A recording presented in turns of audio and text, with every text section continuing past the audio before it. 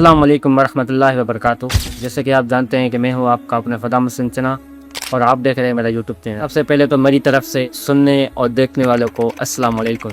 जैसे कि आप बखूबी वाक़िफ़ हैं कि इस वक्त पाक महीना इस्लामी साल का पहला महीना मुहर्रम अल हराम चल रहा है। ये वो महीना है जो हज़रत मोहम्मद मुस्तफ़ा सल्लल्लाहु अलैहि वसल्लम के नवासे की हम कुर्बानी हमें याद दिलाता है। ये महीना बहुत ही फजीलत वाला महीना है और इस महीने के अंदर में हज़रत इमाम हुसैन की कुर्बानियाँ हैं। ये महीना हमें वो याद दिलाता है जब हज़रत इमाम हुसैन खड़े हुए यजीद की फ़ौज के सामने, तो वहाँ पर जो कुफा के लोग थे वो सब जानते थे हज़रत इमाम हुसैन राय हक पे खड़े हैं, इमाम हुसैन हक पे हैं। सबको पता था उन्होंने किस वजह से हज़रत इमाम हुसैन का साथ नहीं दिया। सबसे बड़ी वजह यह है कि उन्होंने यजीद की जुल्म की वजह से, यजीद का जो खौफ था उनकी दिल में, उनकी वजह से उन्होंने हज़रत इमाम हुसैन का साथ नहीं दिया। हालांकि वो जानते थे लेकिन उन्होंने सिर्फ और सिर्फ यजीद की खौफ की वजह से उन्होंने हज़रत इमाम हुसैन का साथ नहीं दिया और वो बाद में हमेशा पछताए। और ये हर वक्त, हर दौर में ये यजीद आते रहते हैं,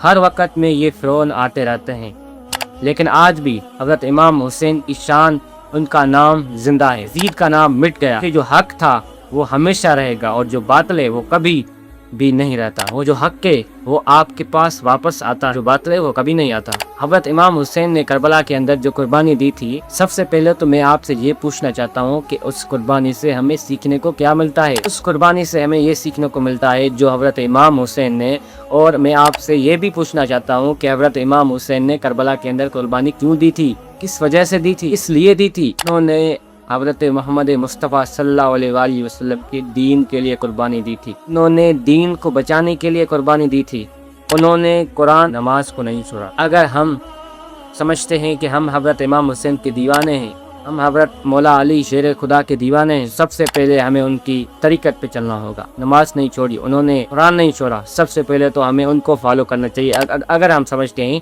कि हम उनसे मोहब्बत करते हैं, सबसे पहले ये बात की जो मैंने आपको पहले बताया, हज़रत इमाम हुसैन ने जो कुर्बानी दी थी उनसे हमें ये सीखने को मिलता है कि जालिम के सामने आप सर कटवा सकते हैं लेकिन कभी भी सर झुका नहीं सकते। वक़्त के फ़िरौन के सामने डट जाएं, हक के लिए डट जाएं। वक़्त के फ़िरौन के सामने आप डट जाएं, चाहे आपको जानशीन जानों से गुजरना क्यों न पड़े।